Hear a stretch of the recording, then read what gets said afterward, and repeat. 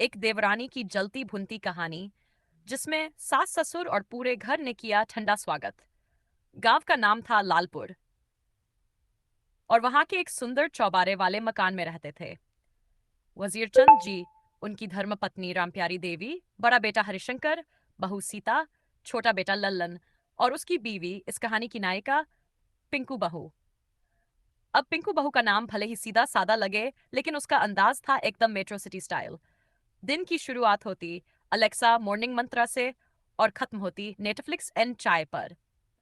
गर्मी में छाछ, मट्ठा, ठंडी लू या टोपी वोपी कुछ नहीं चलता था उसके स्टाइल के सामने। एक दिन मई की धूप ऐसी चढ़ी कि गली की गाय भी छांव में घुस गई। वजीर चंद जी तौलिया गले में लपेटे खाट पर पड़े थे और बड़बड़ा रहे थे, इस बार तो लू सीधी फेफड़े में घुस रही है। ये गर्मी नहीं, गुस्सा है ऊपर वाले का। सीता सुबह से ही झाड़ू पोंछा करके अब रसोई में बेलन चला रही थी, पसीने से तरबतर, लेकिन चेहरे पर शिकन नहीं। उधर पिंकू बहू अपने कमरे में बैठी चेहरे पर खीरे की स्लाइस लगाए गर्मी में स्किन ग्लो कैसे करे वाला वीडियो देख रही थी। अम्मा जी खटर पटर करती रसोई में आई और बोली, अरे पिंकू, ये गर्मी है कि किसी का दिमाग भी उबाल दे, छाछ बना दी। पिंकू ने चश्मा नीचे करते हुए कहा, अम्मा जी मैं अभी फेस पैक में हूँ, छाछ में बाद में बना दूंगी। वैसे क्यों ना आज नींबू वाली फ्रूट ड्रिंक बना ले, हेल्दी भी होती है और इंस्टा पर भी चलती है। अम्मा जी की आंखों में आग झलक गई। वो बोली, हाय राम, एक ये बहू है जिसे गर्मी में छाछ के बजाय इंस्टा फिल्टर सूझ रहा है। बच्चे उधर खेलकर लौटे और बोले, चाची पिंकू, बहुत गर्मी हो रही है, कूलर चलाओ ना। पिंकू बोली, बच्चों, गर्मी को एक्सेप्ट करो, उससे लड़ो नहीं, ये नेचर है। वजीर चंद जी ने खांसते हुए कहा, अगर गर्मी से जीतने की स्पीच देनी है तो संसद में जा, यहाँ तो छत के नीचे टंकी भी उबल रही है। सीता मुस्कुरा रही थी और अम्मा जी का दिमाग एक गहरी योजना बुन रहा था। उन्होंने सीता को इशारे से बुलाया और दोनों रसोई में बैठकर कुछ फुसफुसाईं, बहू को उसकी ही भाषा में सबक सिखाना। अगले दिन घर में एक अजीब माहौल था।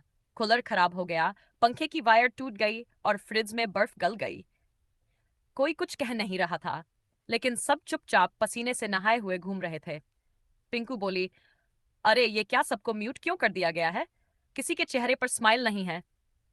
अम्मा जी बोली, हम तो सीख रहे हैं बहू, कैसे नेचर से लड़े नहीं, एक्सेप्ट करें। अब गर्मी को गले लगा लिया है। सीता रसोई में हांफती हुई बोली, आज बिना पंखे के सब्जी बनी है, स्पेशल गर्मी फ्राई टिंडे, टेस्ट करना। बच्चे आए और बोले, चाची आज सबने हमें नहाने से मना कर दिया, कहा पसीने से स्किन मॉइस्चराइज होती है। पिंकू को कुछ अजीब लगा, लेकिन उसने सोचा शायद सबको मेरी बातें पसंद आई होंगी। वो रसोई में गई और देखा सीता दीदी साड़ी के पल्लू से पंखा जल रही थी और लल्लन एक पुराना मटका धो रहा था। क्या कोई पुरातत्व विभाग का मिशन चल रहा है घर में? उसने मजाक किया।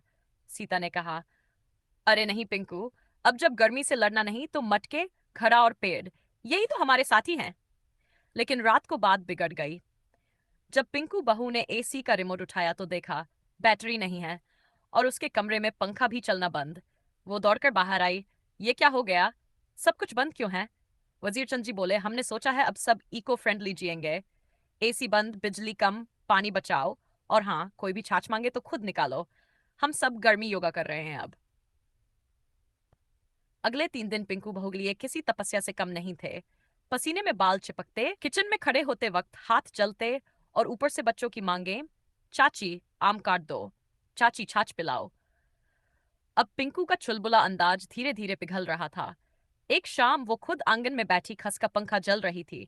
उसने खुद से कहा, ये गर्मी तो फेस मिस्ट से नहीं भागने वाली, ये तो वो गुरु है जो खुद पड़ा देती है। अगले दिन सुबह जब सीता ने रसोई में आकर देखा तो पिंकू पहले से वहां मौजूद थी। मटके से ठंडा पानी निकालते हुए उसने कहा, दीदी आज आपने आराम करना है, मैंने छाछ भी निकाल दी और बच्चों के लिए आम का पना भी रखा है। अम्मा जी और वजीरचंद जी ने चुपचाप देखा। पिंकू बहू सिर पर दुपट्टा बांधे, साड़ी में लिपटी, एकदम गांव की बहू जैसी लग रही थी। अम्मा जी ने धीरे से कहा, हाय, अब तो लग रहा है गर्मी में ऐसी वाली बहू ही चाहिए। सब हंस पड़े और पिंकू शर्माते हुए बोली, अम्मा जी अब समझ आया, गर्मी को फेस मिस्ट से नहीं अपनों के साथ पसीना बहाकर ही हराया जा सकता है। लल्लन मुस्कुराया, और जब बहू घर को अपना समझ ले तो गर्मी क्या, जिंदगी की ठंडी हवा भी बहने लगती है। इस तरह पिंकू बहू बनी गर्मी की चैंपियन, घर की जान और दर्शकों की मुस्कान। सीख, गर्मी हो या रिश्ते, जब तक हम एक दूसरे को समझे नहीं, राहत नहीं मिलती। और बहू चाहे कितनी भी स्टाइलिश हो, जब उसका दिल घर के लिए धड़कने लगे, तब जाकर बनती है एक ऐसी वाली बहू।